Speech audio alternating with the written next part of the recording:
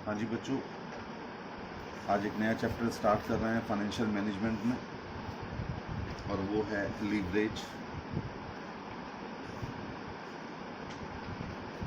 एक बात ध्यान रखिएगा कि फाइनेंशियल मैनेजमेंट के चैप्टर्स बहुत छोटे छोटे हैं, और अगर ज़रा भी आपने गैप किया तो आप पिछड़ते चले जाएंगे। इसलिए बिल्कुल साथ साथ चलिएगा। रेशियो एनालिसिस के क्वेश्चंस आपको करने हैं, जो ना आए वो मुझसे पूछने हैं। और मैंने पहले भी कहा था कि आपको वही फॉर्मूलेज यूज़ करने हैं जो मैंने आपको लिखवाए हैं, क्योंकि वो स्टडी मटेरियल में है। देखिए, बिजनेस में कई तरह के सोर्सेज ऑफ फाइनेंस होते हैं।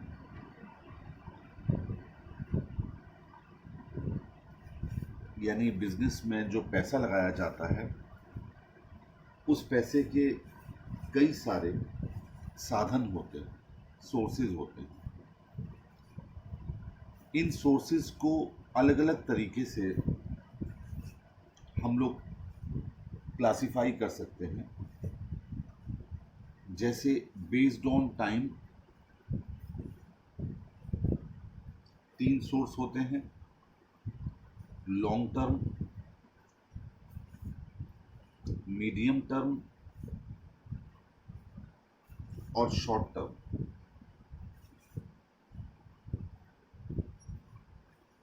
लॉन्ग टर्म फाइनेंसिंग मैनेजमेंट में ये कहा जाता है कि 5 साल से ऊपर का पीरियड लॉन्ग टर्म माना जाता है। पीरियड एक्सीडिंग 5 ईयर्स, 5 साल से ऊपर का पीरियड क्या माना जाता है? लॉन्ग टर्म माना जाता है। और इस पीरियड का जो फाइनेंस होता है, इतने पीरियड से ज़्यादा के लिए लिया गया फाइनेंस, वो इन्वेस्ट होता है investment in fixed assets like land, building, plant, machinery. इन सब चीज़ों में ये इन्वेस्ट किया जाता है। एक तरफ से पैसा आया यानी सोर्सेज ऑफ फाइनेंस, और दूसरी तरफ पैसा गया यानी यूज ऑफ फाइनेंस। तो ये जो लॉन्ग टर्म वाला आपका फाइनेंस है, वो फिक्स्ड असेट्स में इन्वेस्ट किया जाता है। ये पहला कंसेप्ट हो गया। दूसरा, मीडियम टर्म के लिए कहा गया है फाइनेंशियल मैनेजमेंट में एबव 1 ईयर, यानी 1 साल से अधिक, बट लेस देन 5 ईयर्स।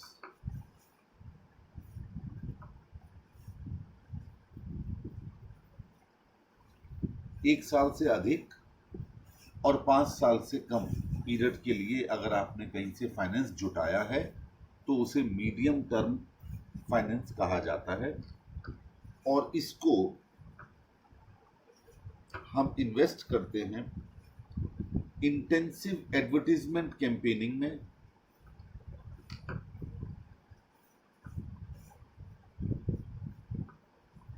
या फिर इसे आप कह सकते हैं डेफर्ड रेवेन्यू एक्सपेंडिचर्स में। डेफर्ड रेवेन्यू एक्सपेंडिचर वो एक्सपेंडिचर जो कहने को तो रेवेन्यू है, लेकिन वो इतनी मात्रा में किए जाते हैं ताकि उसका लाभ हमें कई वर्षों तक मिलता रहे, इसलिए उनको डेफर्ड रेवेन्यू एक्सपेंडिचर की कैटेगरी में रखा जाता है। तीसरा है शॉर्ट टर्म। ये लेस देन 1 ईयर के लिए फाइनेंस हमें मिलता है। ये जितनी भी चीज़ें मैं आपको बता रहा हूँ, ये आपके सिलेबस में है। चैप्टर का नाम है सोर्सेज ऑफ फाइनेंस। थ्योरी है, इसमें कोई प्रैक्टिकल नहीं आता है, लेकिन लीवरेज के लिए मुझे ज़रूरी था इन सब चीज़ों को बताना। और ये जो लेस देन 1 ईयर के लिए फाइनेंस आया, इसे हम शॉर्ट टर्म कहते हैं। और ये यूज होता है करेंट असेट्स में, यानी वर्किंग कैपिटल रिक्वायरमेंट को पूरा करने के लिए।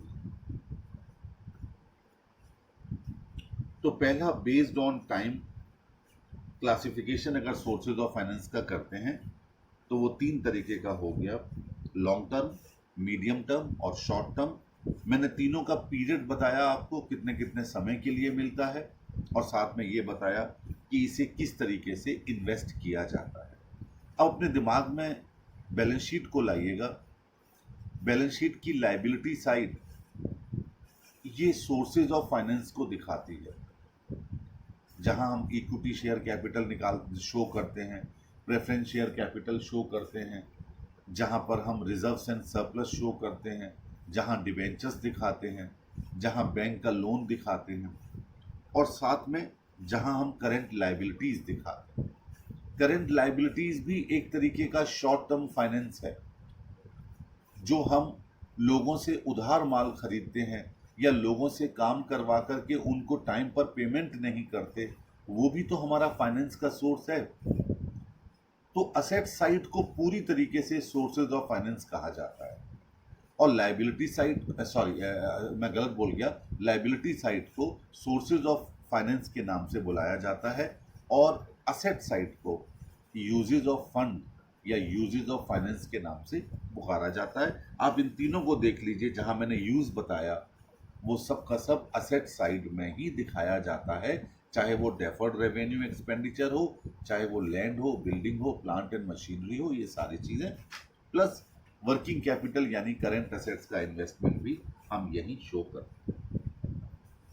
इसके बाद दूसरा सोर्स है बेस्ड ऑन ओनरशिप।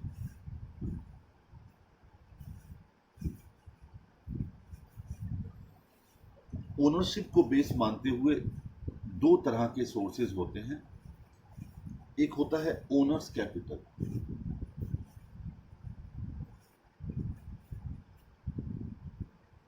और दूसरा होता है बोरोड कैपिटल।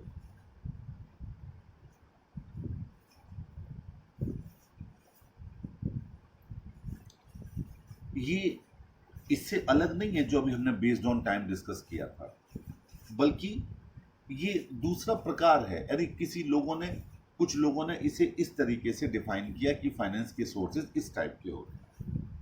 तो ओनर्स कैपिटल में क्या क्या आता है साहब? शेयर कैपिटल, इसमें दोनों प्रकार की शेयर कैपिटल होती हैं, प्रेफरेंस और इक्विटी। और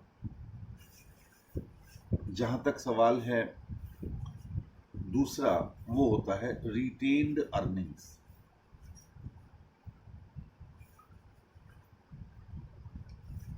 रिटेन्ड अर्निंग्स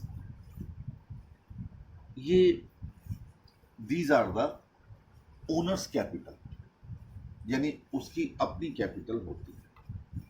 और बोरोड कैपिटल में क्या है? डिबेंचर्स और लोन, ये बोरोड कैपिटल में आता है, जो हमने कैपिटल उधार ले रखी है, जिस पर हमें फिक्स्ड रेट से इंटरेस्ट पे करना होगा, चाहे हमारे बिजनेस में प्रॉफिट हो या ना हो, लेकिन लोन पर या डिबेंचर्स पर आपको इंटरेस्ट पे करना ही होता है।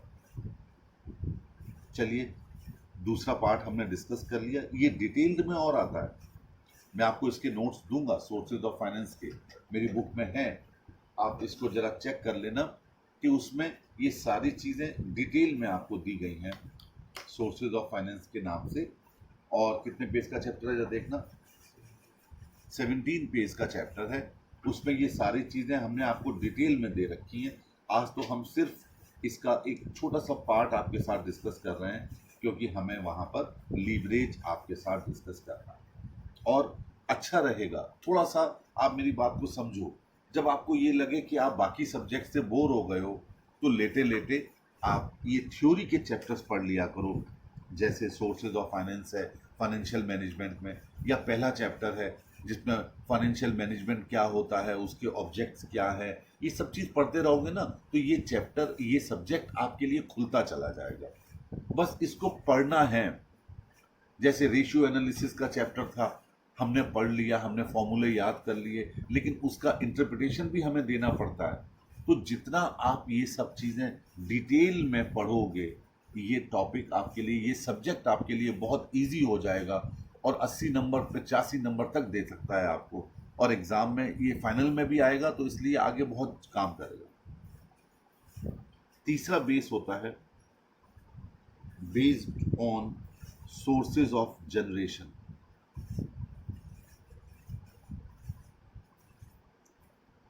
Based on sources of generation, इसमें दो होते हैं, एक इंटरनल सोर्सेज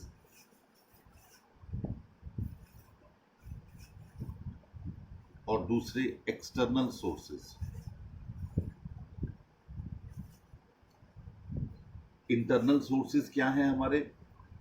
इंटरनल सोर्सेज होते हैं जैसे रिटेन्ड अर्निंग्स, पिछले वर्षों के लाभ हमने अपने पास रिटेन किए हुए हैं, उन लाभों को आपको ज़रूरत पड़ी, आपने इस्तेमाल कर लिया, तो ये रिटेन्ड अर्निंग हो गया। सिंकिंग फंड आपने पढ़ा था, ये डिबेंचर्स के रिडेम्पशन के टाइम पर, तो अगर हमारे पास डिबेंचर का रिडेम्पशन करना है, आपको पैसे की आवश्यकता है, तो आपने अपने सिंकिंग फंड का इस्तेमाल कर लिया।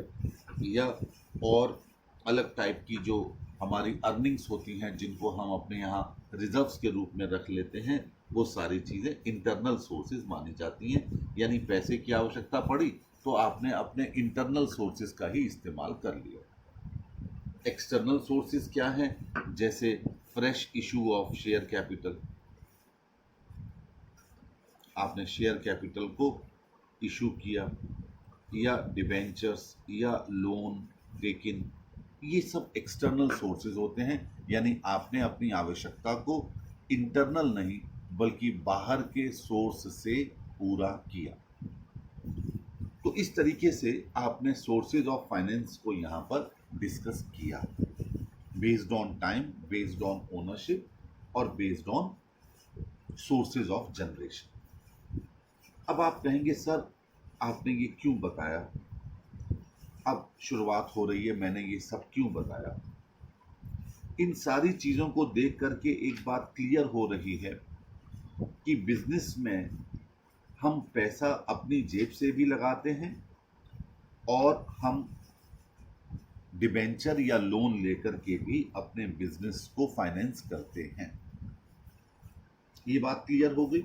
यानी बिजनेस में पैसा सिर्फ अपनी जेब से ही नहीं बल्कि हम बाहर के सोर्सेज से, यानी कि बिजनेस में डिबेंचर इशू करके अगर कंपनी है, और अगर कंपनी नहीं है तो लोन लेकर के, कभी बैंक से कभी किसी फाइनेंशियल इंस्टीट्यूशन से, हम अपने इस फाइनेंस करते हैं बिजनेस को। ऐसी कंसर्न जो न सिर्फ अपना पैसा अपने बिजनेस में लगा रही हैं बल्कि बाहर का पैसा भी अगर अपने बिजनेस में लगाती हैं, तो ऐसी कंसर्न को लीवर्ड फर्म कहा जाता है।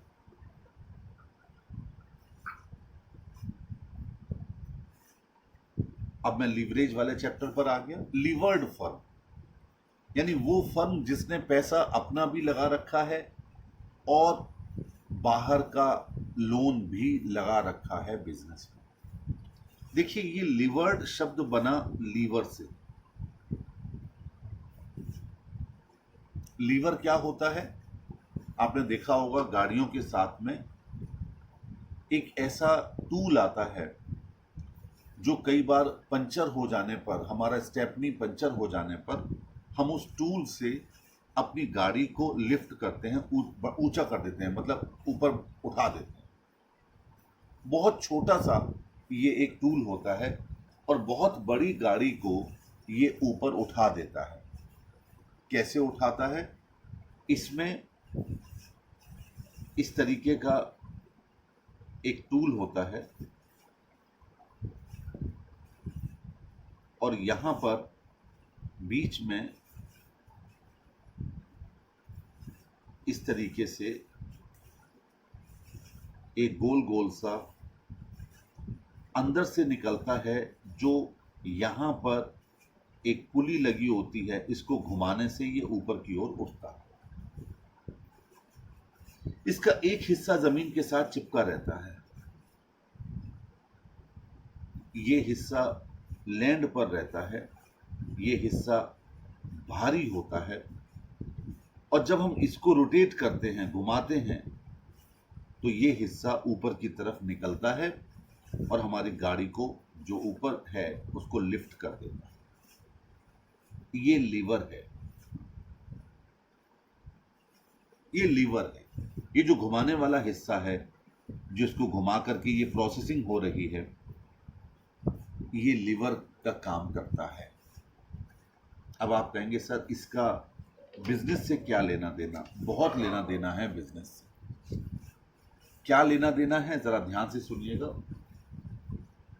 बिजनेस में भी हम दो तरह के सोर्सेज डिस्कस कर चुके हैं। पहला सोर्स है इक्विटी शेयर कैपिटल, यानी कि हमारी अपनी कैपिटल, और दूसरा सोर्स है डिबेंचर्स या लोन। ठीक है, अभी डिस्कस किया था। बिजनेस में जब हम अपनी कैपिटल लगाते हैं तो वो एक फिक्स्ड सोर्स है, वो हमारा अपना सोर्स है। लेकिन अगर हम बिजनेस को बढ़ाना चाहते हैं, लिफ्ट करना चाहते हैं, तो हम बाहर से लोन लेकर के अपने बिजनेस में पैसा लगा करके हम अपने बिजनेस को लिफ्ट करते हैं, ऊपर करते हैं। आप कहेंगे सर ऐसा कैसे है, और डिटेल समझा दीजिए। देखिए, मान लीजिए आपका बिजनेस 10% का अर्निंग देता है आफ्टर टैक्स, यानी टैक्स को पे करने के बाद। तो आपने 10 लाख रुपया लगाया अगर अपना, तो आप 1 लाख रुपए एक्सपेक्ट करोगे अपने बिजनेस से कि आपको प्रॉफिट मिलेगा, क्योंकि 10% आपका बिजनेस दे रहा है। आपने 10 लाख रुपए लगाए, तो आपकी आशा क्या है कि आपको अपने बिजनेस पर 10 लाख पर 10% की रेट से 1 लाख रुपए प्राप्ति हो। आपको बिजनेस में और आवश्यकता पड़ी 5 लाख रुपए की, तो आपकी कैपिटल अब बढ़कर के 15 लाख हो गई। अब आप क्या एक्सपेक्ट करोगे कि मुझे 1.5 लाख का प्रॉफिट हो। और पैसे की आवश्यकता पड़ी, आपने अपने बिजनेस में 25 लाख लगा दिया, तो आपको लगेगा कि मुझे 2.5 लाख रुपए प्रॉफिट मिलना चाहिए, क्योंकि 10% आपका बिजनेस देता है। ये आशा करना कोई गलत भी नहीं है। क्यों गलत नहीं है? क्योंकि आपका बिजनेस 10% का प्रॉफिट देता है लगाई हुई कैपिटल पर, स्वाभाविक रूप से आपको इतनी आशा बनती है अपने बिजनेस से। बेटे, अब बात ये आती है कि इसका मतलब हर नई लगाई जाने वाली कैपिटल पर आप 10% प्रॉफिट की आशा कर रहे हैं, यानी आपके बिजनेस पर उस नई लगाई हुई कैपिटल पर कम से कम टैक्स पे करने के बाद 10% लाभ कमाने का प्रेशर है। आप बिजनेस में अपनी कैपिटल लगाते जाओ, आपका प्रॉफिट तो बढ़ रहा है, लेकिन रेट ऑफ रिटर्न नहीं बढ़ रहा। वही 10% ही आपको प्रॉफिट मिल रहा है, यानी 10 लाख का लगाने पर भी 10%, 15 लाख लगाने पर भी 10%, 25 लाख लगाने पर भी 10%।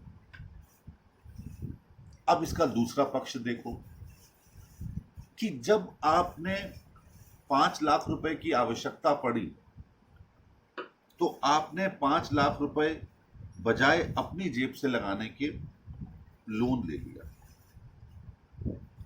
और ये बात हमेशा ध्यान रखिए, लोन पर दिया जाने वाला इंटरेस्ट हमेशा व्यापार के प्रॉफिट की परसेंटेज से कम होता है। क्यों कम होता है वो भी समझ लीजिएगा, क्योंकि व्यापार में सिर्फ पैसा लगा करके ही लाभ नहीं कमाया जाता। बल्कि आपको उस व्यापार में समय भी देना होता है।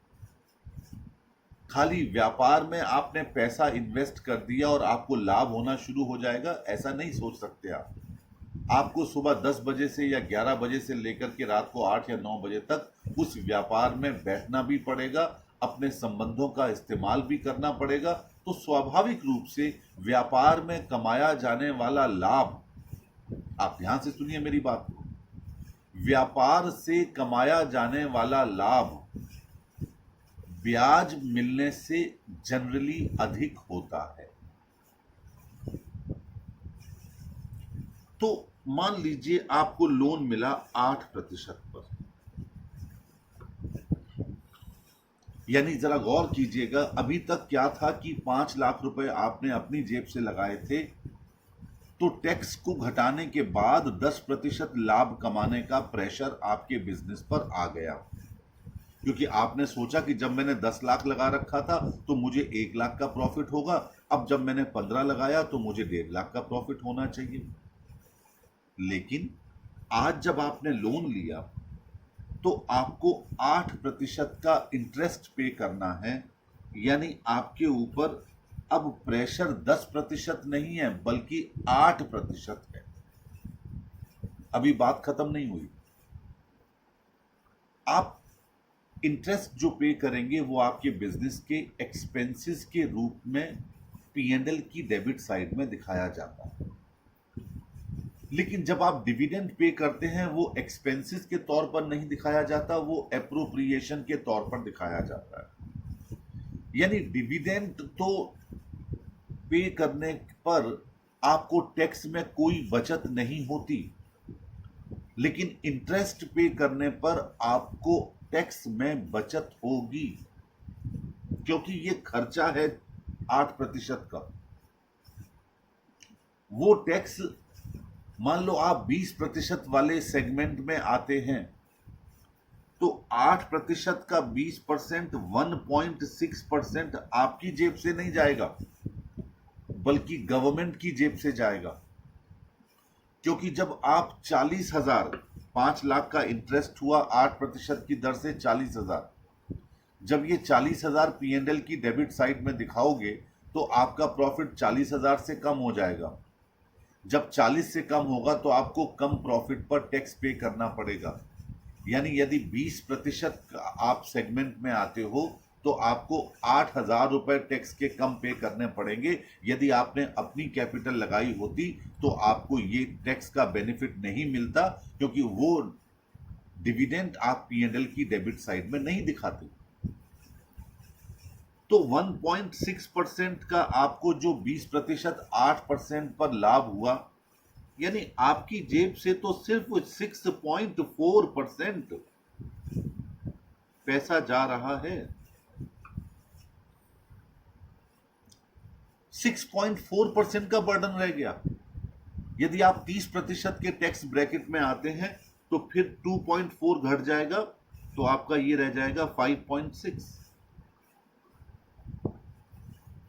यानी जरा गौर कीजिएगा आप कि कहां आप अपनी कैपिटल लगा करके 10%, वो भी टैक्स के बाद आशा कर रहे थे प्रॉफिट कमाने की, और जब आपने लोन ले लिया तो वो 10% का प्रेशर आपके बिजनेस पर नहीं रहा, अब या तो 6.4% का प्रेशर रहा या 5.6% का प्रेशर रहा।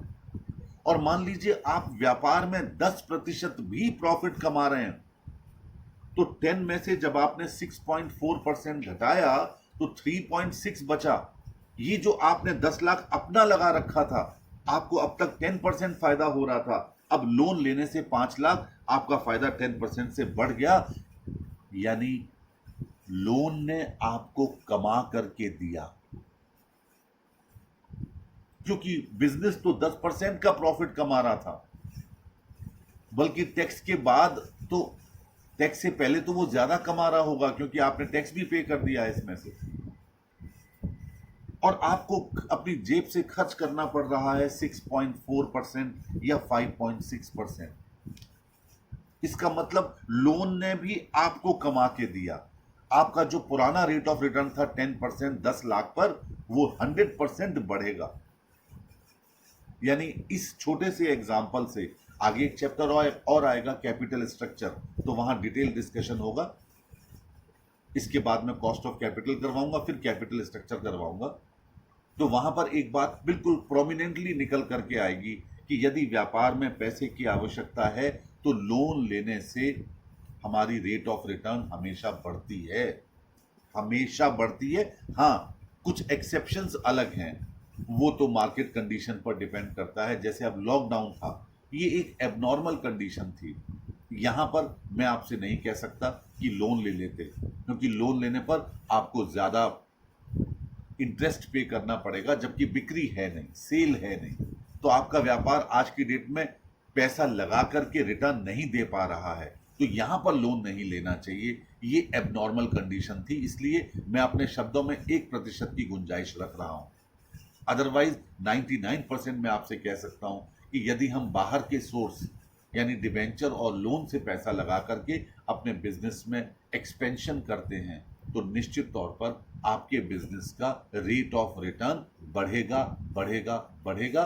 और सुन लीजिए, यहां तो आपने 6.4% का बर्डन रख के 10% कमा लिया, 3.6 तो और फायदा हो गया। और दूसरा, जो आपने 5 लाख रुपए अपने बचा लिए, वो आप कहीं और इन्वेस्ट करके भी प्रॉफिट कमा सकते हैं। यानी बाहर के लोगों से लिया गया लोन भी आपको कमा कर दे रहा है, और अपना पैसा सेव करके आपने उसे कहीं और इन्वेस्ट कर दिया तो वो भी दे रहा है। तो आप देखिए, आपको डबल बेनिफिट हो रहा है, यही फायदा है।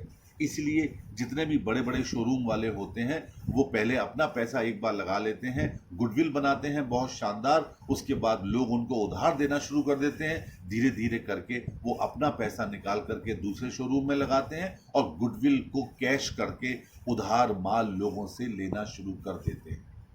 इसलिए 1 की 2, 2 की 3, 3 की 4 ब्रांचेस बनती चली जाती हैं। यही तो है फाइनेंशियल मैनेजमेंट, यानी to get maximum result with minimum of efforts to finance our money. अपने बिजनेस को इस तरीके से इन्वेस्ट किया जाए कि कम से कम प्रयत्न करके हमें अधिक से अधिक लाभ हो। यही है फाइनेंशियल मैनेजमेंट का उद्देश्य। तो ऐसी कंसर्न जहां अपनी कैपिटल के साथ साथ लोन भी लिया जाता है, उसे लीवर्ड फर्म कहा जाता है। क्या कहते हैं? लीवर्ड फर्म, यानी वहां पर लीवर भी लगा हुआ है। ये देखो, ये जो हमने घुमाया था, ये क्या घुमाया था कि लोन लेकर के हमने उसको घुमाना शुरू कर दिया व्यापार को, तो उससे क्या हुआ, व्यापार उठना शुरू हो गया, हमें एक्स्ट्रा बेनिफिट मिलना शुरू हो गए। इसी को हम क्या कहते हैं? लीवर्ड फर्म कहते हैं। अब ध्यान से सुनिए, चैप्टर को मैं आगे बढ़ा रहा हूं।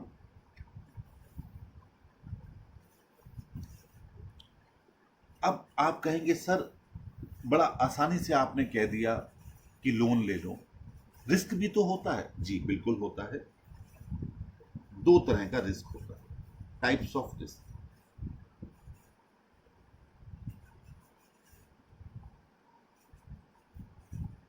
एक होता है बिजनेस रिस्क,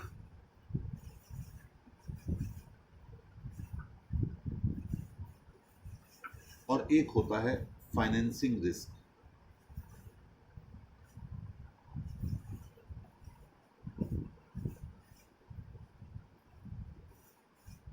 हमेशा ध्यान रखिए, ये दोनों टाइप के रिस्क आपको एक ओनर के नाते समझने हैं कि एक ओनर के लिए ये दोनों टाइप के रिस्क कैसे होते हैं। एक बात ध्यान रखिएगा कि बिजनेस रिस्क तो एसोसिएट रहता है सेल्स के साथ, एक्सपेंसेस के साथ, फर्म के ऑपरेशंस के साथ। बिजनेस में हम कैसी कार्यविधि करेंगे, बिजनेस में हमारी क्या गतिविधियां होंगी, हमारी सेल कैसे बढ़ेगी, हमारे खर्चे कैसे रहेंगे, ये बिजनेस रिस्क कहा जाता है। बिजनेस रिस्क, और ये रिस्क इकोनॉमिक क्लाइमेट से रिलेट करता है, लिंक करता है। इकोनॉमिक क्लाइमेट यानी आज की डेट में आर्थिक वातावरण कैसा है, आज आप किसी भी दुकानदार से पूछो, वो कहता है कि भाई साहब दुकानदार कोई भी हो, किसी भी चीज़ का हो, ग्रोसरी और दवाइयाँ छोड़ करके बाकी सभी कहते हैं कि सर इस वक्त नुकसान चल रहा है, व्यापार में उतनी बिक्री नहीं हो रही है जितनी कोरोना से पहले हुआ करती थी। बिल्कुल सही है, क्योंकि बिजनेस का जो इकोनॉमिक क्लाइमेट है आज की डेट, वो इस वक्त टूटा हुआ है। ये बिजनेस का रिस्क है, सेल का कम होना, खर्चों का ज़्यादा हो जाना, हमारे बिजनेस ऑपरेशन में कुछ कमी आ जाना, तबीयत हमारी ख़राब हो जाती है और हम अपनी दुकान टाइम पर नहीं खोल पाते तो लॉस है। ये बिजनेस रिस्क है। आप अकेले दुकान पर बैठते हैं, आपको 10 दिन के लिए लेटना पड़ा, सपोज तबीयत खराब हो गई, तो स्वाभाविक है 10 दिन तक आपकी दुकान बंद होगी। बिजनेस रिस्क है, नुकसान होगा। फाइनेंसिंग रिस्क क्या है? फाइनेंसिंग रिस्क है कि जब आपने लोन लिया, लोन लेने से आपके ऊपर कर्जा बढ़ गया। जब कर्जा बढ़ गया तो इक्विटी शेयर होल्डर्स के लिए एक फाइनेंसिंग रिस्क हो गया। क्या रिस्क हो गया? कि उस लोन पर हमें ब्याज भी देना पड़ेगा, और खुदा ना खास्ता कभी बिजनेस बंद हुआ तो सबसे पहले तो लोन वाले का पेमेंट करना पड़ेगा। कर्जा लेना आसान भी नहीं है। कर्जा लेकर के आपने अपने ऊपर एक फाइनेंसिंग रिस्क चढ़ा लिया। आप सोचो, आज आप कमाने वाले हैं और आपने 25, 30, 40 लाख, 50 लाख का लोन लेकर के व्यापार में लगा दिया, तो एक तरीके का दूसरों का पैसा लगा है ना आपके व्यापार में, तो रिस्क नहीं लिया आपने, रिस्क नहीं ले लिया कि आपको उसका ब्याज भी चुकाना है और प्रिंसिपल अमाउंट भी चुकाना पड़ेगा आगे चल करके। इसे फाइनेंसिंग रिस्क कहते हैं। ये एडिशनल रिस्क होता है। बिजनेस रिस्क तो है ही सही, वो तो तब भी चलेगा जब आप अपना पैसा लगाओगे, और जब लोन लोगे तो भी बिजनेस रिस्क चलेगा। लेकिन अगर आपने लोन ले लिया तो आपने एडिशनल रिस्क भी ले लिया। ये किससे रिलेट करता है? अभी आपने जैसे लिंक किया था इसे इकोनॉमिक क्लाइमेट से, और इसे लिंक करेंगे यूज ऑफ डेट फंड, यानी लोन के फंड का इस्तेमाल। यानी आप दूसरे शब्दों में कह सकते हैं कि ऐसी फर्म जिसमें अपना पैसा ही लगा हो, मेरी बात ध्यान से सुनिए, अपना पैसा ही लगा हो, जिसे फाइनेंशियल मैनेजमेंट में अनलिवर्ड फर्म, कुछ लोग यूनिलिवर्ड भी कह देते हैं। मैंने अभी कहा था जब अपना पैसा और लोन दोनों लगे होते हैं तो ऐसी फर्म को लिवर्ड फर्म कहते हैं, और जब अपना पैसा ही लगा हो, ओनर्स फंड लगा हो, लोन फंड के नाम पर जीरो हो, तो ऐसी कंसर्न को यूनिलिवर्ड या अनलिवर्ड फर्म कहते हैं। उसको कोई फाइनेंशियल रिस्क नहीं होता। फाइनेंशियल रिस्क किसे होता है? फाइनेंशियल रिस्क सिर्फ उन्हीं कंसर्न को होता है जो कि लिवर्ड फर्म है। अब रिस्क और रिटर्न का क्या रिलेशनशिप है? रिस्क रिटर्न का रिलेशनशिप क्या है? रिटर्न का मतलब लाभ, पैसा लगाने के बाद जो आपको वापसी होती है प्रॉफिट के रूप में। The higher the risk, the higher the return expectation. जितना रिस्क अधिक होगा उतना अधिक आपका प्रॉफिट भी होगा। आप आगरा से अफीम, गांजा, हशीश यानी नशे की चीजें जयपुर तक छोड़ाओ, मुंबई तक छोड़ाओ, दिल्ली तक छोड़ाओ, पंजाब तक छोड़ाओ, एक पैकेट छोटा सा आपको 50,000, 40,000 रुपया एक ट्रिप का दिया जाता है। लेकिन रिस्क भी तो ज्यादा है। रास्ते में अगर पकड़े गए तो जीवन सारा जेल में ही कटने वाला है। आप ड्रग्स के डीलर बन जाएंगे उस वक्त जब आप पकड़े गए। तो जब रिस्क ज्यादा है बच्चे, तो रिटर्न भी ज्यादा होगा। जितना आप लोन लेकर के व्यापार को चलाने का प्रयास करेंगे, रिटर्न भी बहुत अच्छे मिलते हैं, लेकिन जब व्यापार डूबता है तो फिर रिस्क बहुत जबरदस्त है। तो ये इसका रिलेशनशिप है। The expectations of equity shareholders are higher than that of preference shareholders and debenture holders। जब आप लोन लेकर के बिजनेस को आगे बढ़ाते हैं तो इक्विटी शेयर होल्डर्स की आशाएं बढ़ जाती हैं कि हमें ज्यादा प्रॉफिट होगा।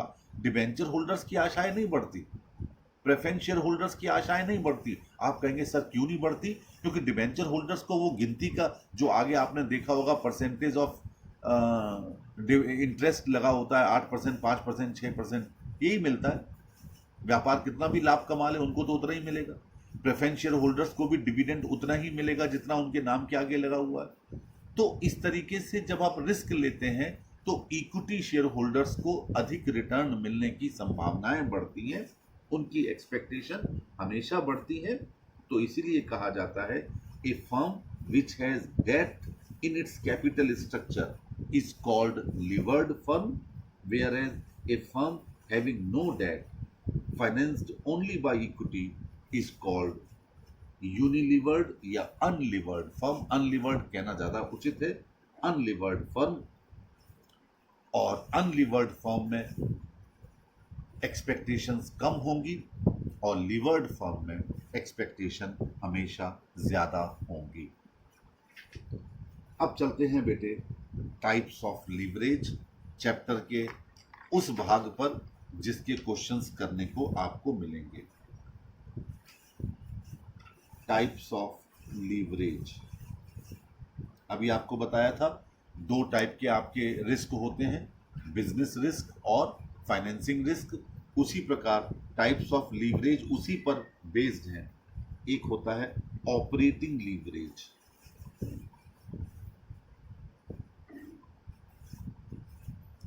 और दूसरा होता है financing leverage. Operating leverage and second financing leverage. Time देखो कितना हो गया था।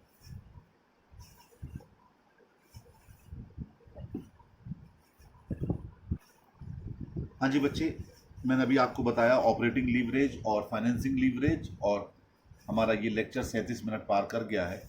मैंने आपको पहले भी बताया है कि बड़े लेक्चर्स को फिर अपलोड करने में बहुत प्रॉब्लम आती है, इसलिए मैं अभी यहीं कंक्लूड कर रहा हूँ।